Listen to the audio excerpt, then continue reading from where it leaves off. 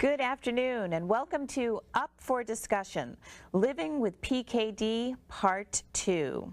Oftentimes, when someone is diagnosed with PKD or Polycystic Kidney Disease, they are not the only person inflicted. The person who's diagnosed, as well as their families, are diagnosed as well and inflicted as well too. And joining me today to tell their family story of living with PKD are Terrence McLean and his mom, Myra Fisher. Good afternoon, guys. Good afternoon. Thanks for joining me on Up for Discussion to tell your story of living with PKD. So, living with PKD, Polycystic Kidney Disease, it's your disease? Yes, ma'am. Right, Terrence. And when were you diagnosed? In 2006. 2006? 2006 time frame. Were there symptoms? What was going on? Actually, I was a bodybuilder. I was training, and So you were in really good shape? yes, and I caught a sports hernia, which is a growing hernia, and the doctor sent me for a CAT scan to have it checked out, so they can prepare me for the surgery. After the doctor ran the test, they called me into the office to let me know that I had cysts on my kidneys. Okay, so were you experiencing any other outside of the, of course, obviously the groin injury, any other symptoms at all at that point? Just, I had some lower back pain, but I just thought that it was from heavy lifting, and I also worked as a dialysis technician, so there's a lot of bending and pulling and tugging, so I just thought that was, usual wear and tear on the back and on the body. But so nothing extreme or anything like that? Nothing really extreme at first, over the first few years when I first found out. So you have a cyst on your kidney, they tell you? I had thousands of cysts on my kidneys. Right, and so what happened next? The first few years, I really didn't have any problems. I just had a lot of my blood pressure was extremely high. The doctors kept changing my prescriptions on blood pressure medicines. I was up to at 1.7 or 8 different blood pressure medications at one time. At one time? At one time. In April of 2011, I was at work as a technician. It's funny, you're at work at this point, and the whole time, even before you were diagnosed with PKD, you were working as? A dialysis technician. A dialysis technician. Yes, ma'am. And when you are diagnosed with PKD, you have to? End up going on dialysis or getting a transplant. Right, so isn't that ironic? Yeah, it was. Yeah. Did you see on a daily, as you were a technician, did you see people coming in and out who were receiving dialysis for PKD? I actually, when I first found out about PKD, I didn't know anything about PKD. I just thought that, at the time, me being a tech, I only understood about the people on diabetes and people pretty much that wasn't taking care of themselves. So I didn't know that there was different stages of end-stage renal disease, which is what I have now. So at this point, I think like a lot of us mistakenly think that this sort of thing only happens to people who don't take care of themselves. No, it actually can happen to anybody. There are celebrities who have had transplants recently. Tracy Morgan, George Lopez, Nick Cannon, who's also battling lupus. There are a ton of people out there who have had, kidney problems. Right. So just completely dispel that myth that a lot of people have, I think. Yes. I mean, you were a bodybuilder. You were in good shape. And I was natural, so I wasn't. I want to hear everybody say, "Well, you was possibly using steroids." No, I was all natural. So. It wasn't about me injecting myself with anything. First things first, I'm scared of needles. Right. Yeah. So you're not going to inject yourself with anything. I'm not going to do that. So, I mean, the worst thing I was taking, and you can't even say the worst because it's pretty healthy, is whey protein. Right. So, Mom, in 2006, he calls. You're living in Arizona at the time. In Arizona. And you were here in Queens. Yes. Yeah. And he called and he told us he had it. He asked me, did anybody in the family have it? And he did asked I know you that anything because about it? is it hereditary? Yes. Yes. Yeah, and so you said? No. Never heard of it, and immediately began to do research. Right. Had you ever heard of anything like this at all? Never. An aunt, an uncle, your grandma? Nothing. So you did research? We did research, inquiring as to family members to see if they had it, going back into the family, asking everyone, the older family members, and no one had any idea as to the disease itself or where it was picked up at. So then let's go back to your story. You're on a lot of blood pressure meds at this point. And about what year are we talking now? Diagnosed Diagnosed in 2006, living in Arizona. Yes, I ended up coming home back to New York in 2008, 2009, where I continued working as a dialysis technician. Was your move at all predicated by wanting to be closer to your family because of your disease? It was part of that, part of the reason, you know. I have family in Arizona as well still, but, you know, it was just like, okay, my immediate close family was here, so. Right here in Queens. If I knew if I would have, you know, fallen, somebody would have been there to help pick me up. And, you know, I didn't actually see it happening, but it happened. Right. So then you moved back here in 2008. You're on a lot of meds. Yes. How are you feeling at that point? At the time, I was feeling pretty fine. I was cruising, you know, it was no problem. Working, doing whatever I was doing. Not a problem. And then when did it start to take a turn for the worst? End of 2010, 2011, I started suffering severe pain in my Where? lower It's back. that lower back? Yeah, my lower flank, and a lot of headaches.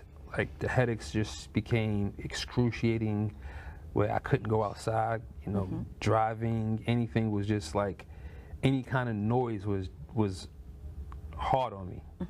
So you went back to the doctor again at this went to point? the doctor, and you know, they said, okay, well, you know, my blood pressure at the time has gotten it as high as 220 over 160. Oh, wow. So Yeah. I was a walking stroke. Right, yeah.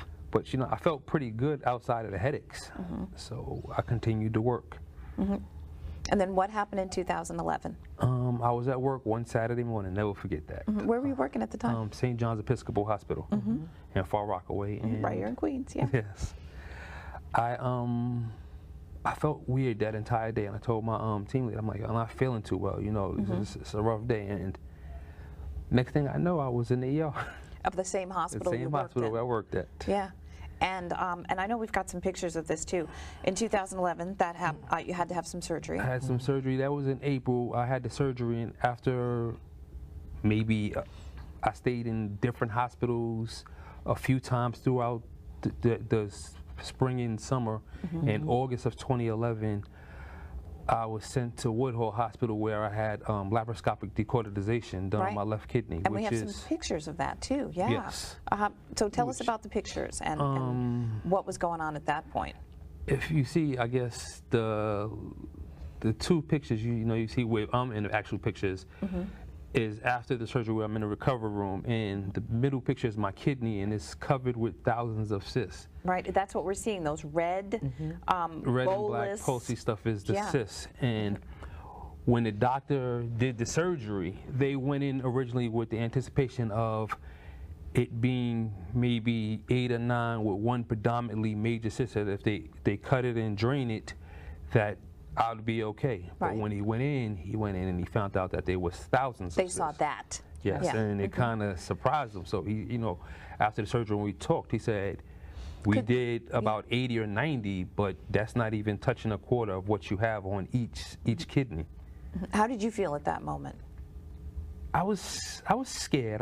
I'm not going to sit here and say I wasn't. I was real scared, because prior to that, when we first started discussing having the surgery, the doctor said something, you know, he says, you know, there's a lot of blood involved, and worst case scenario, you may bleed to death on the table. And that's all I could think about. I couldn't picture no positive. Only thing I could think about is, you know, I'm going to come into the surgery, and that's it, I'm gone. Mom, you hear that? What are you thinking? I was terrified. You know, we went to numerous doctors. We spoke to them. We got opinions. We did research. We've asked, and he had to have the surgery at that point. Right. And a lot of prayer. I'm a prayerful person. And shout out your church. Faith Baptist Church, 145 North Franklin. And we did a lot of praying, you know, a lot. And put him in the hands of the Almighty. So then they stitched you up. They told you they got a little, but not a lot. Not a lot. And when after the surgery, it was kind of ironic, because there was no pain. I mean, I was in pain after the surgery. I was in a lot of pain. Well, they opened you up. I was actually in pain. I was in the hospital for about 3 weeks. And I was in a lot of pain. I came home with like this, I call it a grenade in my stomach. What was it? It was some plastic thing that they had in me that actually drained the inside of me, that took the blood out. But it looked like a grenade, so I called it the plastic. And that's the drain that a lot of people have, after that kind of surgery, So, you know, after, you know, I was pretty much down for a few months, but the pain in my kidneys and my lower back subsided. Okay. And then in October, of that same of year. 2011, ooh, it got worse. Yeah, what happened then? The pain came back, and it came back in the vengeance like, hey, you thought I was gone? I was on vacation. Wow. Is that when, at that point, at what point did they start discussing a transplant with you? I want to say right after the surgery. So that same time? Yeah, they started saying, okay. After they opened you up, and we saw the picture when they opened you up, what it looked like. So after they saw that, they said, it's going to be time before, you know, before your kidneys fail. right. So you're going to start to think about a transplant I'm going to think now. about dialysis or transplant. It's 3 options: transplant, dialysis, or death. Right. And that know, third one's just not an option, No, Mom, at first right? the third one for me was an option. Yes. I'm going to Really? be honest. I did dialysis 15 years at the Right. time, and I'm like, You were a dialysis I was a dialysis technician 15 So years. you've seen it from the other side And for I'm like, you know, 15 years. I'm like, I don't think I can do that, and especially with the needles. Right. Now I have this huge fright of needles, and I'm like, I can't do this. Not 3 times a week. Can't do it. And plus, on top of that, I've been in it so long. I've had so many, you know, awards for doing dialysis that I'm like, I would be the worst kind of patient. Yeah. So I was like, you know, I can't do this. You know, this isn't gonna work. But then, you know, my family, kids, especially my kids, you know, I got to do this for my kids, and I'm like, I got to be here to see my kids. You can't give up at this point. My kids And got to your be here to see my kids have grandkids, grandkids. Right. And I'm sure your mom. Oh yeah, we fought it. Yeah. We fought it.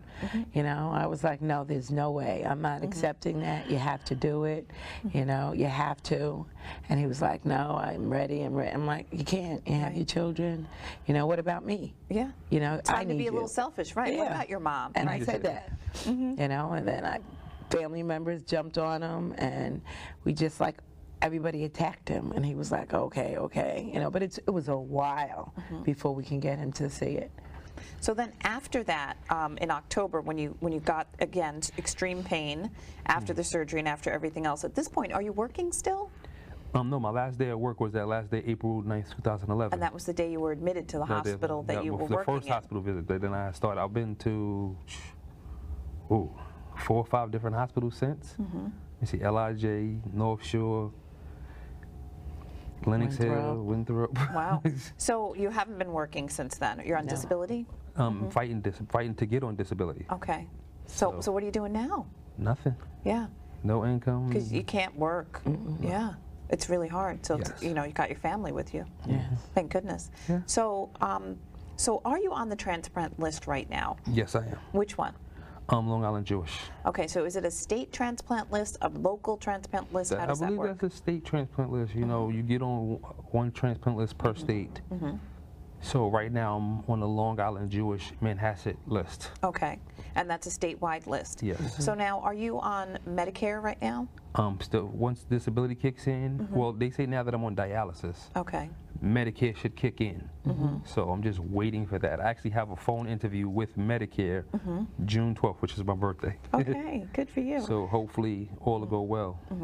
Once you are on Medicaid, do you get Medicare. I'm sorry, Medicare. Thank you. Do you get increased resources to help you with getting dialysis, to help you with getting one day a transplant? Yes, well, Medicare, it covers. It has a lot of advantages. First, the Medicare is, like, if you get on Medicaid, it only works in your state, but Medicare is state to state. Okay. So once I finally get on Medicare, I can travel to different states and get on different transplant lists. So I want to get on the Philadelphia list. I want to get on the Florida list, Arizona, Jersey, different lists I plan on getting on. Right.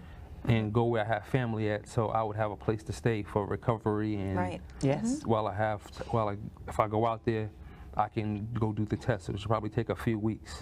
And this all hinges on you getting on into the system. Yes. If not, I'm just going to be here. Well, I'm not worried. I'm definitely Right. going to get on Medicare Okay. because I'm already on dialysis. Okay. And when did you start dialysis? That was recent. Yes, Yes. March 31st was my first actual day. And so I know we've got some pictures of you on dialysis as well. Yeah. Tell us what led up to you getting on dialysis in March. Well, I had went to the doctor for some lab work. And the end of February, beginning of March, my energy level was Just sapped. just gone. Like, I could sleep all day, all night. I had no appetite.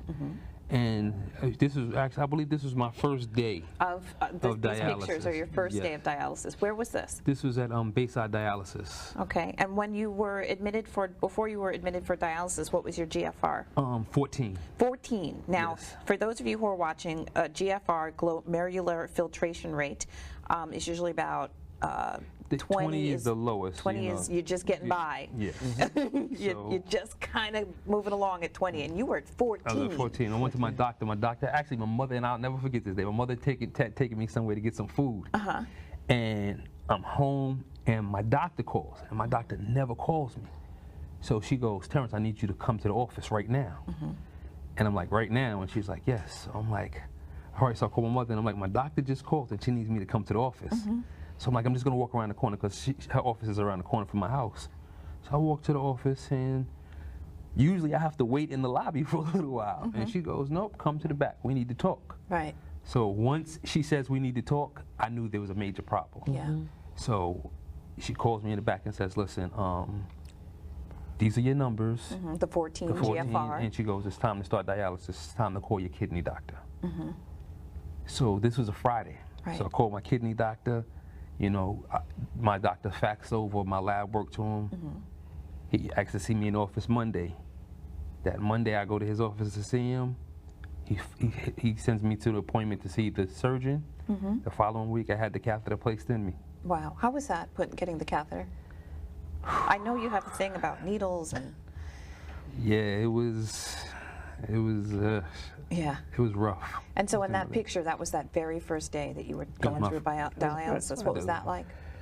What was it like being on the other side? Usually you're standing over the person. This time you're the person sitting. It was different. You know, now I seen it like, it was a lot of times where I tell the patients, you know, I'll be messing with them, oh, get up, you're all right, you know, you can take it. And then I'm sitting back, now I'm here like, oh, my energy is zapped. Like, I feel horrible. And now I'm seeing it through their eyes, like, oh, okay, now this is what you're going through. This is what you was going through. And a lot of times, as a healthcare professional, you sit back and you could only go off of what you're taught. Right. But you don't know what they're actually feeling or what a person's actually experiencing. Right. Empathy versus sympathy at this point. Now you're really going through it. Now I'm sitting back and I'm like, okay, all the knowledge that I had as a technician now goes out the window because now I'm living as a patient. Right. So I have to look at it as a patient and not as a worker because I'm not doing the same kind of dialysis I did as a worker as well. It's so much different on this side. Yeah. You know, so nobody can sit here and say, well, you know, the one thing I hear is be patient. It's gonna be all right. It's gonna be all right. You know, you could deal with it. You could take it. Sometimes, you know, it's hard. Right. And do you have life insurance right now? Yes. Yeah, and you had that prior to getting your diagnosis. Yes. Do you think right now, Mom, if he was trying to get some kind of insurance, do you think that would be possible? I don't think so, because with the polycystic kidney, and he has to take a physical, I don't think a lot of insurance companies would insure him at this time. Yeah, so it's a good thing you already had it prior to with your job. Yeah. So sitting between us is, and I know your mom is in orange as well. Orange is the color of the National Kidney Foundation. Yeah. Yes. And you are involved with the National Kidney Foundation. Yes. And how are you involved? And you've also got your entire family involved with this as well. I got family, friends, people that don't even know me. I've been around the National Kidney Foundation, again, you know, from being a dialysis technician as a worker. So we used to go to a lot of their functions, but again, as a technician. Right. So now here it is, I'm on the other side, and I'm going to their function as a patient.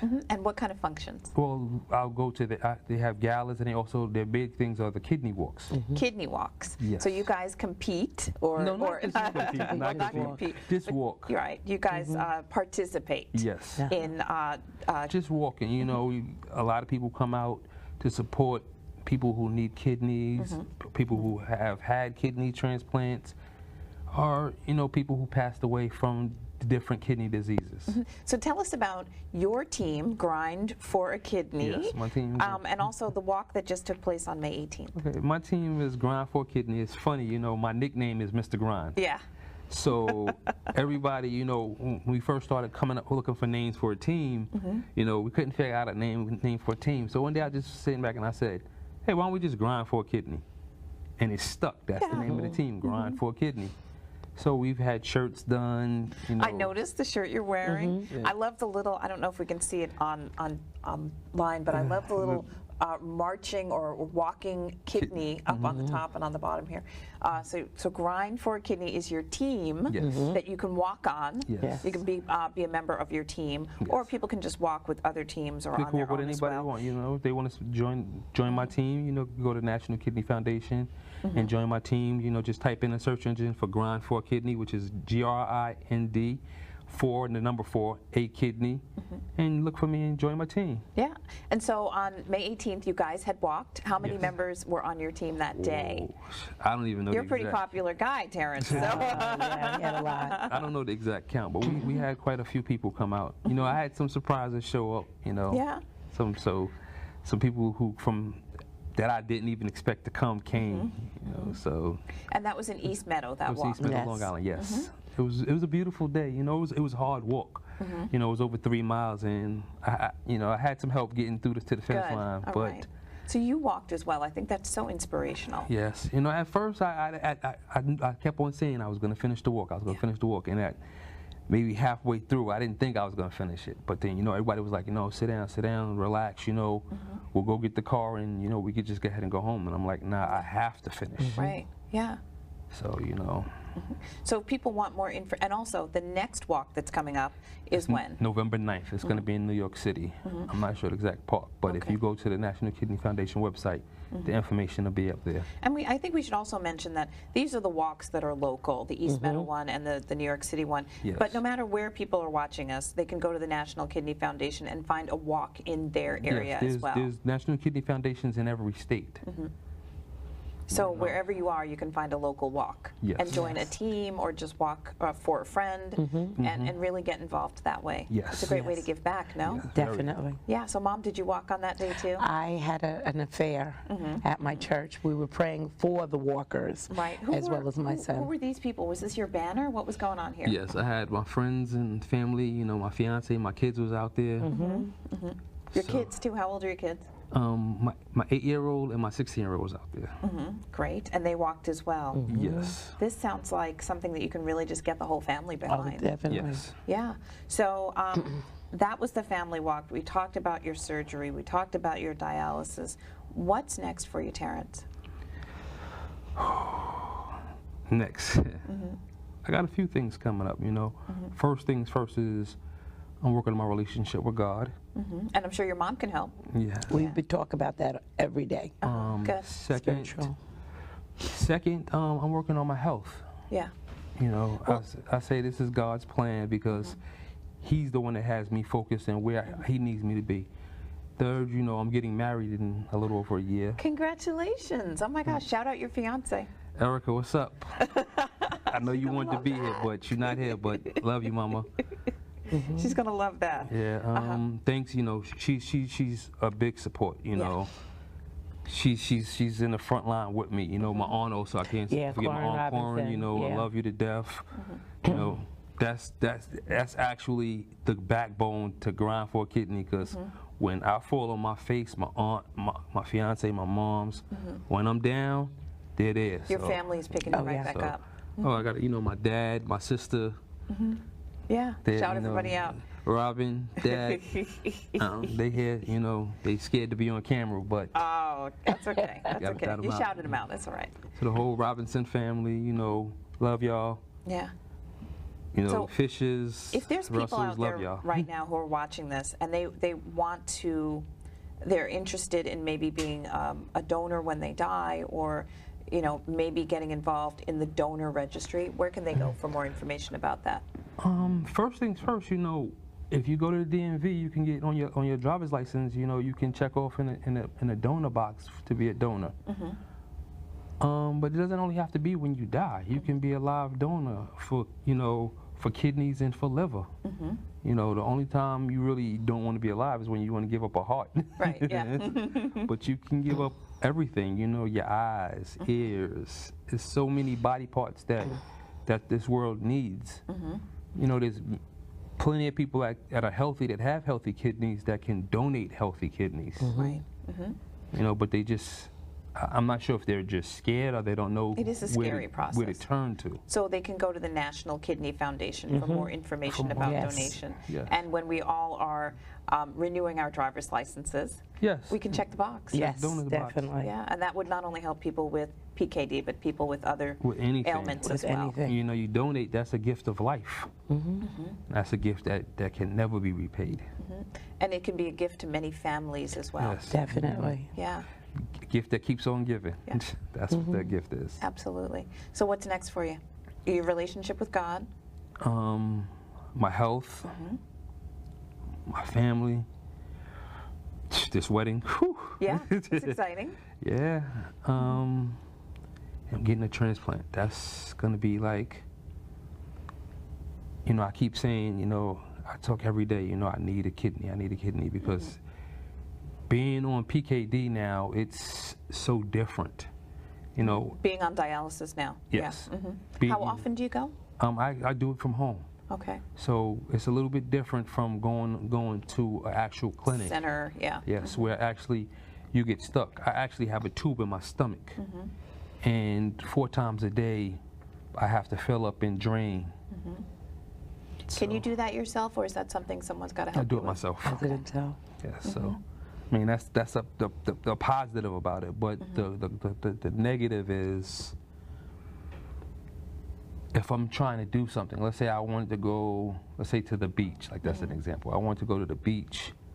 I could only be out for a certain amount of hours before I have to return home to do a drain. Is it the sort of thing that it's portable, you can take it with you somewhere, or it's got to be done? It has to be a clean environment. Okay, yeah, so that leaves out Completely Yeah, sterile. a sterile. lot of environment. places, right? Yeah. It's got to be in your home or a hospital or... I mean, anywhere where I can make it sterile quickly, you know, as long as I can get it in. Because if I don't do my dialysis, that's me. It's gone. Right. So everyone, if you can, go to the National Kidney Foundation, sign up to be a donor. Go to, and also look for Grind for a Kidney for more information. Also, Yes. what's your email address, Terrence? Grindforakidney@gmail.com. That's GRIND for the number 4 a kidney @gmail.com. Again, grindforakidney@gmail.com.